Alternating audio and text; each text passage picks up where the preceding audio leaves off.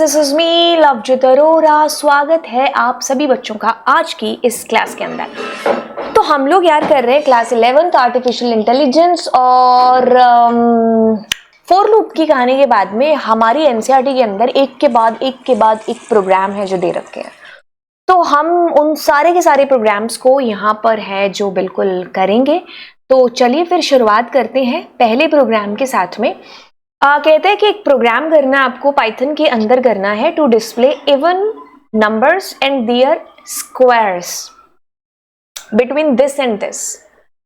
तो पहले तो जब भी यही प्रोग्राम नहीं, कोई भी प्रोग्राम आता है ना, तो आप उसके एक बार टुकड़े करो और फिर उसको ना कॉपी के ऊपर कर करके देखो, देन आप उसको राइट करो, यानी उसका कोड आइडियली पर जा करके। अब अगर हम इसको समझें और आइडियली पर करने से पहले इसको सिर्फ इसके कंसेप्ट को समझते हैं कि आखिरकार ये पूछ क्या रहा है। कहता है कि आपको ऑड इवन नंबर्स का फॉर्मूला फंडा है जो पता हुआ होना चाहिए कि भाई किसी भी नंबर को ऑड या इवन हम कैसे फाइंड करते हैं। ये हमने शायद हमारी इफ कंडीशन वाली क्लास में भी है जो किया था, है ना। तो हम सिर्फ अगर इसके, मैंने कहा ना, टुकड़े करते हैं, तो हम सिर्फ इतनी सी चीज को जाने कि भाई कोई भी नंबर हमारा ऑड या इवन, ये हमें कैसे पता चलता है। अगर हम इसी चीज को सिर्फ और सिर्फ करें तो इसके लिए चलते हैं हम पेन पेपर वाली स्क्रीन के ऊपर। तो मान लीजिए यूजर ने कोई भी नंबर डाला या फिर हम स्टैटिकली भी कोई नंबर ऐसे एंटर करा लेते हैं। अब इस नंबर को मुझे चेक करना है कि ये इवन है या फिर मुझे चेक करना है कि ये ऑड है, ठीक है, क्योंकि कोई भी नंबर या तो इवन होगा या फिर ऑड होगा। तो वो कैसे चेक किया जा सकता है? अगर हम आम से किसी बच्चे से भी पूछते हैं जिसको प्रोग्रामिंग नहीं भी आती और उसने नया नवेला भी मैथ्स के अंदर ये कंसेप्ट सीखा है, तो वो अपने माइंड के अंदर यही कहेगा कि यार मैं 2 से डिवाइड करूंगा उसको। अगर वो पूरा डिवाइड होता है यानी कि रिमाइंडर आता है 0, तो वो इवन है, और अगर पूरा डिविजिबल नहीं होता है तो वो हमारे पास ऑड हो जाएगा। ये कंसेप्ट वो हमें बताएगा। इसी कंसेप्ट को मैं प्रोग्रामिंग के अंदर कैसे करूंगे? तो अगर हम अपनी ऑपरेटर वाली क्लास की तरफ भी जाएं, वहां पर मैंने आपको डिवाइड, वहां पर मैंने आपको फ्लोर डिवीजन, वहां पर मैंने आपको इस मॉड्यूलस साइन है जिसका मतलब बताया था कि जब हमें कोशेंट वाली वैल्यू के साथ में काम होता है तो हम डिवाइड और फ्लोर डिवाइड की तरफ जाते हैं, और जब हमें रिमाइंडर वाले कंसेप्ट की वैल्यू है जो चाहिए होती है तब हम इस मॉड्यूलस ऑपरेटर का यूज है जो करते हैं, है ना। तो यानी कि अगर मैं इस x के अंदर पड़ी हुई वैल्यू को डिवाइड करूं 2 के साथ में, है ना, तो मेरे पास ये जो रिमाइंडर है ये कैसे आएगा? मैंने कहा था कि अगर आप इसी को ऐसे लिखते हैं तो आपके पास में ये वाली वैल्यू आएगी जो कि रिमाइंडर की वैल्यू है ना। तो इसके अंदर मतलब आपके पास वैल्यू आ जाएगी कौन सी? रिमाइंडर की। अब अगर हमें इसको चेक करना है कि इसका रिमाइंडर 0 है तो हम किस ऑपरेटर से करते हैं? डबल इक्वल्स टू ऑपरेटर, यानी कि रिलेशनल ऑपरेटर। तो यहां पर जो भी आंसर आएगा क्या वो 0 है, ये मुझे चेक करना है। कैसा करके? इफ कंडीशन लगा करके। तो ऐसे आप टुकड़ों के अंदर डिवाइड करो कि पूछा क्या है। तो ये हमारी पूरी की पूरी क्या बन गई? इफ स्टेटमेंट बन गई, है ना। तो अगर हम अपने प्रोग्राम को लिखेंगे तो पहली लाइन ये, दूसरी लाइन ये। अगर ये है तो हम प्रिंट कर देंगे कि this is your even number. अब इसी चीज को हम करके देखते हैं कहां पर? हमारे इस आइडियली के ऊपर।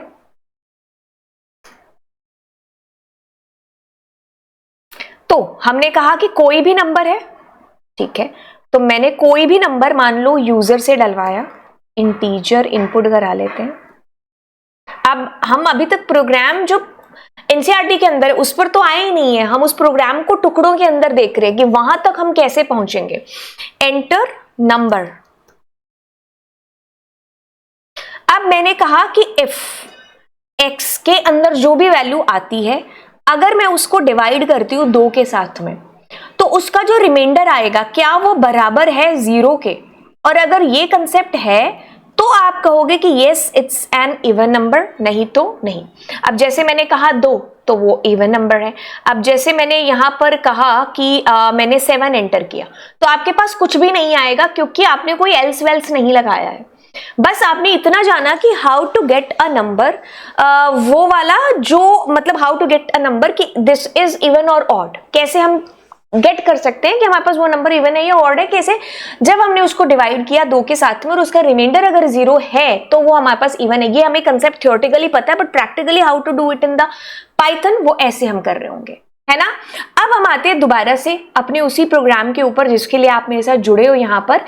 अब मुझे फाइंड करना है कि उसका ऑड और इवन, और साथ ही साथ मुझे उसका स्क्वायर भी करना है। बट द नंबर जो है ना वो इस रेंज के बीच में है, मतलब 100 से लेकर के 110 के बीच में जितने भी नंबर है ना उनको मुझे एक तो इवन चेक करना है। जैसे चेक कर लिया कि इवन है कि नहीं है, अब मुझे उनका स्क्वायर निकाल लेना है ना। तो अब मैं इस लाइन के ऊपर आती हूँ। पहले मैंने इस कंसेप्ट को कर लिया, इसको हम येलो कर देते हैं। अब हम उनका स्क्वायर ढूंढते हैं, ये वाला, ठीक है। अब जैसे हम इसी प्रोग्राम के अंदर कैसे करेंगे स्क्वायर किसी भी नंबर का, जैसे मैंने मान लो इसका इवन ले लिया, तो मैं क्या करूंगी, x मल्टीप्लाई x कर दूंगी, है ना। तो अब मेरे पास वो नंबर आया, जैसे मैंने कहा कि मैंने 102 एंटर किया, है ना। तो मेरे पास उसका स्क्वायर भी आ गया और प्लस वो नंबर इवन है, पता है ना। अब अगर मैंने 101 किया तो कुछ नहीं आएगा, क्यों? क्योंकि ये कंडीशन फॉल्स होगी और इसकी वजह से ये लाइन चलेगी ही नहीं, राइट। ओके, अब वापस से आते हैं। अब हमें यहां पर क्या करना है, 100 से लेके 110 तक के नंबर ढूंढने हैं। तो यानी कि यहां पर सीधा सीधा क्या है कि लूप का इस्तेमाल होने वाला है। तो आप याद करो फॉर लूप के उस रेंज के कंसेप्ट को। तो आप मुझे बताओ कि आपको रेंज को कहां से शुरू करना और कहां से खत्म करना है। तो अगर आप अपने लूप को शुरू करते हो, मैंने रेंज की वैल्यू कही कि मुझे यहां पर स्टार्ट करना है इसको, तो किससे कहूंगी, 100 से। मुझे एंड करना है तो मैं क्या कहूंगी, 111। अब मुझे स्टेप देने की जरूरत नहीं क्योंकि बाय डिफॉल्ट स्टेप इज 1। तो दैट्स इट, प्रोग्राम हो चुका है। जो आपने चीजें लिखी है ना उसमें बस आपको फॉर लूप की कहानी लिखनी है, ठीक है।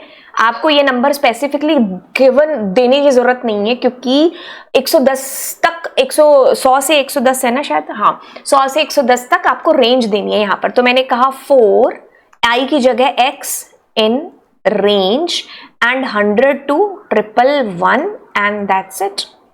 तो अब इंडेंटेशन तो आपको फॉलो करनी ही पड़ेगी। तो अब अगर मैं इसको कर रही हूं तो आपके पास देखिए ये नंबर आ रहा है। अब आप इस नंबर को प्रिंट भी कराना चाहते हैं तो you can do something like that. मैं यहां पर कहूं कि इक्वल्स टू, तो ऐसे आपके पास में ये वैल्यू आ रही है, बहुत बढ़िया, है ना। अब अगर मैं ऐसे कहूं इज एन एक सेकेंड, ठीक है, 100 इज एन इवन नंबर और and its square is this, जो भी आप अपनी मर्जी से अपने मैसेज को प्रिंट कराना चाहें, ठीक है। तो आप इस चीज को समझो कि क्या पूछा था एंड उसके बाद में कैसे आपने उस चीज को अचीव है जो किया है। देखो स्टार्टिंग पॉइंट क्या था आपका, कहां से लूप शुरू करना है, 100 से। एंड कहां पर करना है आपको, 110 पर, इसीलिए 1 प्लस करके दिया है। तो ये आपका स्टार्ट हो गया, ये आपका एंड हो गया। x के अंदर सबसे पहले क्या आया, 100 आया, है ना। अब आपने क्या किया, चेक किया क्या कि 100 को डिवाइड किया 2 के साथ में। अब हमें क्या चाहिए, उसका रिमाइंडर चाहिए और वो भी 0 चाहिए। अगर ये कंडीशन ट्रू होती है तो ये वाली लाइन चलेगी। तो ये लाइन चली और आपके पास आंसर आया। जब 101 होगा तो यही कंडीशन क्या हो जाएगी, फॉल्स, और ये वाला नहीं चलेगा। फिर 102 होने पर चलेगा और उसका स्क्वायर निकल जाएगा। फिर 104 होने पर चलेगा और उसका स्क्वायर निकल जाएगा। तो ये चीज आपने यहां पर करी। अब एक चीज मैं और आपको बताती हूं कि आपको इतना डिफिकल्ट लेवल भी जाने की जरूरत नहीं है। आप यहां पर एक और चीज कर सकते थे, सेम प्रोग्राम है, मतलब मैंने कहा कि यार ये दुनिया का आखिरी मेथड, आखिरी तरीका नहीं है इस प्रोग्राम को करने का।